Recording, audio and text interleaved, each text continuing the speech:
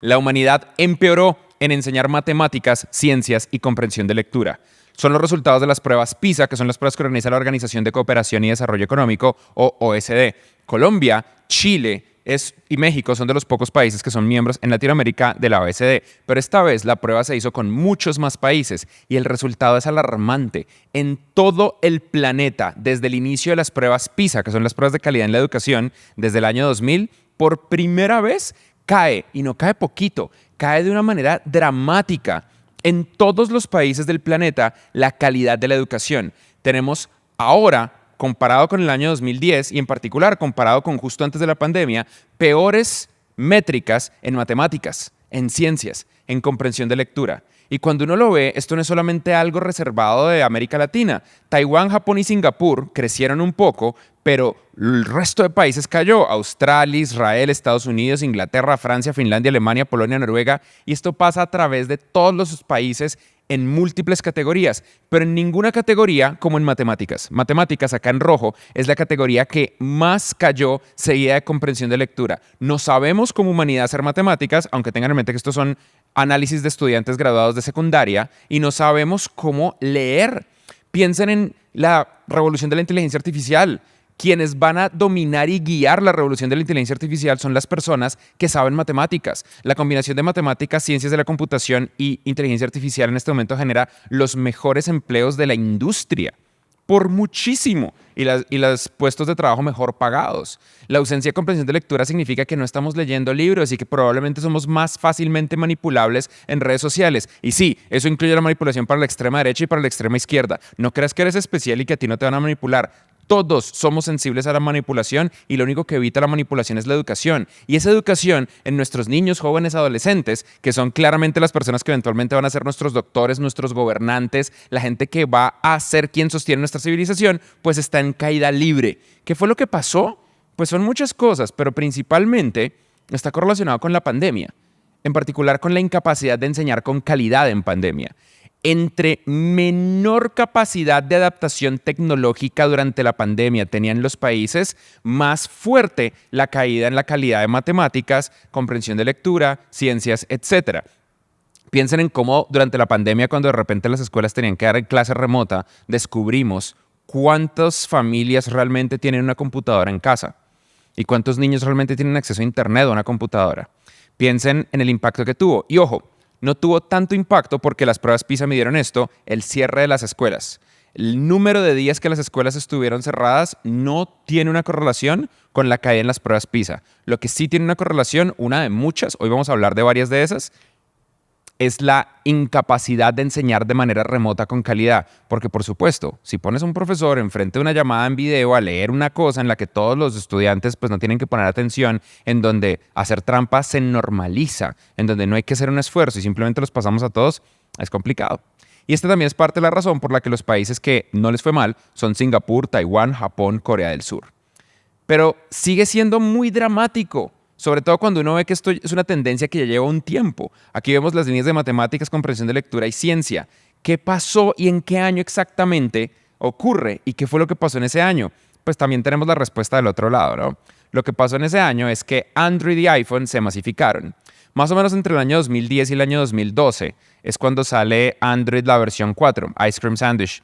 Y cuando los iPhones empiezan a masificarse, cuando empieza a salir 4G, todo este cuento, pero sobre todo Android, porque esto empezó a hacer que se volviera normal tener en nuestros bolsillos en el salón de clase un teléfono. La penetración de los teléfonos móviles y de Internet móvil, junto con la inmensa popularidad de las redes sociales en los salones de clase, creó un entorno donde de repente la atención se empezó a dividir y las pruebas PISA lo miden. Si ustedes ven acá, aquí muestra el impacto que tienen porcentaje de estudiantes que reportaron distracciones derivadas de dispositivos digitales mientras aprendían matemáticas. El resultado es que 1/3 de los estudiantes se distrae por culpa de un teléfono en clase. 1/3. Y si hacemos zoom, ¿cuál es el país más distraído de los miembros de la organización? ¡Oh! Es Colombia, el país más distraído de todos por medios digitales. Seguido de Francia, Jamaica, Estados Unidos, Georgia. Es un problema gigantesco, gigantesco. De hecho, en las pruebas PISA encontraron que hay una correlación directa y absoluta entre la cantidad de horas que pasas en tu teléfono al día y tu capacidad matemática. La caída es brutal. Hasta 1 hora no pasa nada. Es usar 1 hora en tu día de estudio. Un teléfono no afecta. De hecho, incluso el puntaje sube un poquito. Pero observen lo que pasa después de 1 hora. Después de 1 hora, la caída es dramática y cada hora te hace más y más y más tonto o más y más y más tonta en tu capacidad matemática. Tu teléfono está arruinando tu futuro. Si tú crees que no vas a necesitar matemáticas porque ChatGPT, eso no es verdad. Eso no es verdad desde ninguna perspectiva. Yo era así. Y una de las cosas que más me detuvo en mi infancia y adolescencia fue no dedicar a las matemáticas. Si yo no hubiera resuelto por mi cuenta de una manera salvaje y enfocada en mi adolescencia tardía y en mis tempranos 20s, mis problemas de incapacidad matemática, mi vida se habría arruinado. Y bueno, lo hice por razones. Pero por supuesto, esto es muy complicado porque lo otro es que yo en mi época de juventud, pues yo no tenía estos teléfonos y estas conexiones y esta necesidad inminente de socializar y esta afectación por redes sociales. Y ustedes sí. Ustedes la generación actual. Y no solamente a nivel joven. Las redes sociales modernas, el formato de historias, es una adicción digital pesada. Es una adicción digital tan adictiva como el alcohol, que es una de las sustancias más dañinas y adictivas del planeta. Es tan adictiva como las drogas que más forman hábito y que más dañan a las personas. Y si ustedes creen que esto no es una droga o no les está dañando, la prueba es muy simple. ¿Cuánta ansiedad sientes sin tu teléfono? Cuando no tienes teléfono, miren, agarran el teléfono y no lo tienen. Estén sin teléfono un rato. ¿Qué sienten? ¿No empiezan a sentir como algo? Hagan el esfuerzo, excepto que me estén viendo en un teléfono, dejen el teléfono en otro cuarto y sigan viendo este video. Pues, excepto si me están viendo en el teléfono, sería como chistoso, ¿no? No lo podrían ver. Y cuéntenme qué sienten. Y déjenlo ahí todo el resto del día. Y cuéntenme qué sienten. Porque lo que sienten es muy parecido a lo que siente un adicto cuando no tiene acceso a la sustancia que sostiene su hábito. Y no hablamos mucho de eso como humanidad. Pero las pruebas PISA están demostrando que están destruyendo nuestra capacidad de educación. Tenemos que prohibir los teléfonos en clase. Esto es, creo yo, la única opción. La evidencia es clara. La evidencia, de hecho, diría yo, es incontrovertible. Es real. Debemos prohibir los teléfonos en clase. En las escuelas públicas, en las escuelas privadas, en las universidades. Deberíamos prohibir los teléfonos en clase. De hecho, muchas escuelas en las pruebas PISA que tienen prohibición en los teléfonos tienen mejores resultados de rendimiento. Esto para todas las clases, no solamente para matemáticas. Tenemos que prohibir los teléfonos en clase. ¿Saben qué deberían ser las escuelas? Las escuelas deberían ser centros de interacción social, sin teléfonos, porque también se nos está olvidando tener interacción social sin los teléfonos. Parte del problema de soledad que está viviendo la humanidad es la incapacidad de ir a hablarle a otra persona, de crear nuevas amistades, mucho menos nuevas relaciones románticas. Necesitamos encontrar una forma de probablemente hacerlo, y qué mejor lugar, y esto probablemente aumentaría la razón para ir a la universidad, para ir al colegio. Hay conciertos donde directamente uno le quitan el celular y lo meten en una bolsita. Los mejores lugares de fiesta del mundo, cuando entras, te ponen un sticker en la cámara del teléfono para que no tengas un incentivo a sacar el teléfono y realmente estés presente en la fiesta. Eso es lo que hay que hacer. Si hacemos eso, probablemente revolucionaríamos el concepto de escuelas. No es difícil, es simplemente volverlo una norma y aceptarlo, porque es una droga, es demasiado adictiva. No va a funcionar simplemente delegándoselo a la fuerza de voluntad de los estudiantes o pidiéndole a los papás que lo arreglen. A los papás no hay que pedirles nada porque los papás ya están haciendo su mejor esfuerzo. Necesitamos prohibir los teléfonos en los salones de clase. También hay una escasez global de profesores. Lo otro que encuentran en las pruebas PISA cuando preguntan es pues que muchos países reportan como uno de sus problemas más grandes que no pueden contratar profesoras y profesores para el sistema de educación. Y es que el verdadero problema es ese. Lo que hay es una escasez de profesores en el sistema público de educación, porque ¿quién quiere trabajar allá? ¿Cuál es estereotípicamente la razón por la que la gente se mete a trabajar en el sistema público? Porque no los van a despedir nunca. No me vengan con vainas, no me vengan con vainas. Hay personas que tienen una vocación para la educación, pero la razón número uno por la que la persona se vuelve un profesor de escuela pública, una profesora de escuela pública, es porque toda su familia eran profesores de escuelas públicas y porque quieren tener un empleo estable, porque les garantiza que no los van a echar, porque el sindicato los protege. Y esto es real en muchos otros ámbitos. El problema es que eso no es precisamente el pitch más cool para atraer al talento más top. Y esto es un tema de talento. ¿Dónde están los mejores profesores? En otro lado. No hay.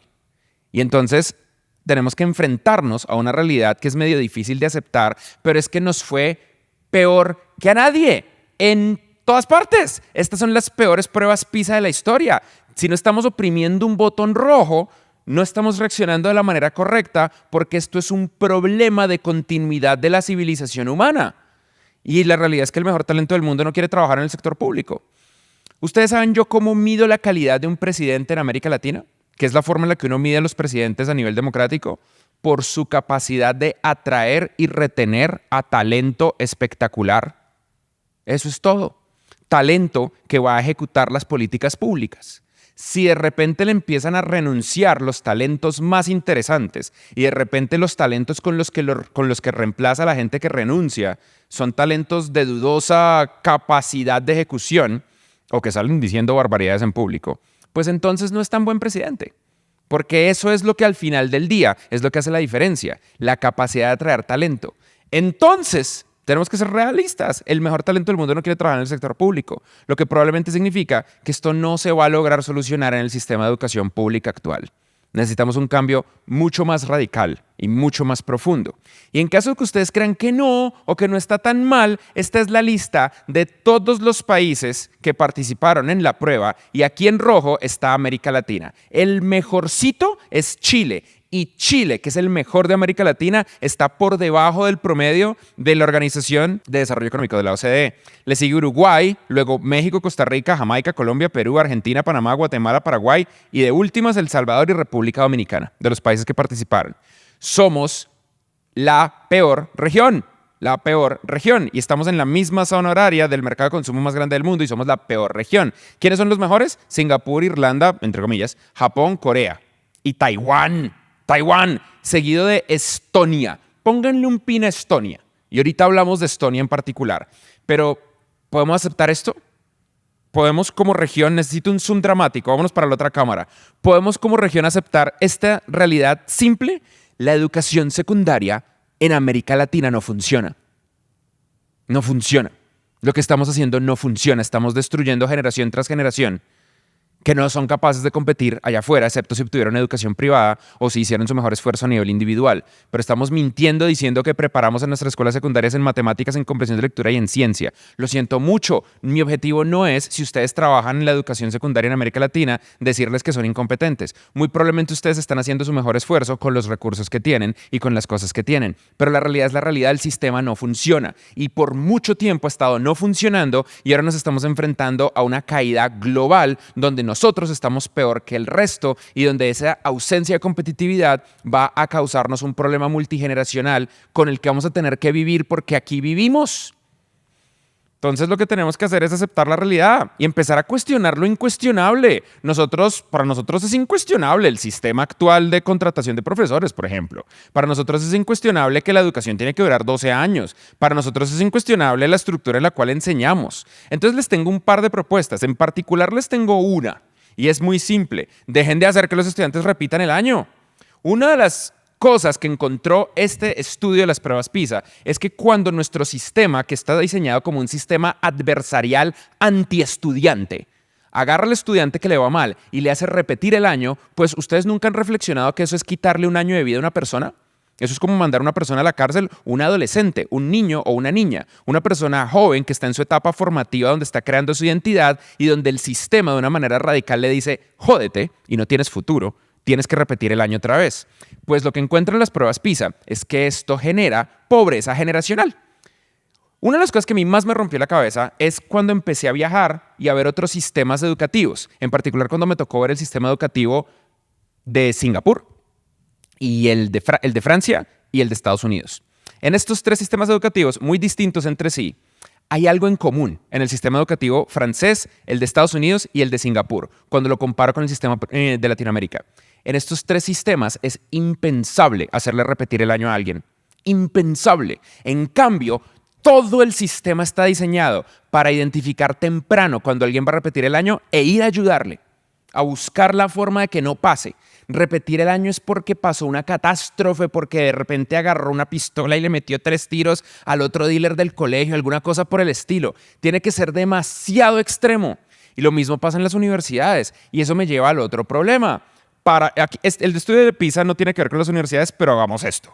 Dejen de hacer que los estudiantes repitan el semestre. Estos son adultos jóvenes que están haciendo su mejor esfuerzo por aprender mientras tienen una necesidad gigantesca de dinero. El problema de las universidades no tiene tanto que ver con su calidad educativa. La calidad educativa de las universidades tiende a estar bien. Tiene que ver con que este es el tiempo que yo uso para trabajar como adulto y lo estoy sacrificando para estudiar para tener un futuro mejor. Y si de repente el profesor por la razón 1, 2 o 3 le caigo mal, no entendió un carajo, no hice la tarea, lo que sea, termina siendo que yo repita el semestre, pues perdí medio año de entrar al mundo laboral. Y si me tiro 2 semestres, perdí 1 año. Y si me tiro 3 semestres, es año y medio en el que me estoy atrasando de entrar al mundo laboral porque tengo este trauma de que si no me gradúo de la universidad no puedo. Y por supuesto que va a aumentar la deserción en las universidades y por supuesto que va a aumentar la pobreza y por supuesto que va a estar más jodido todo. Pero es que no podemos creer que esto va a funcionar igual porque nos sacamos el peor puntaje.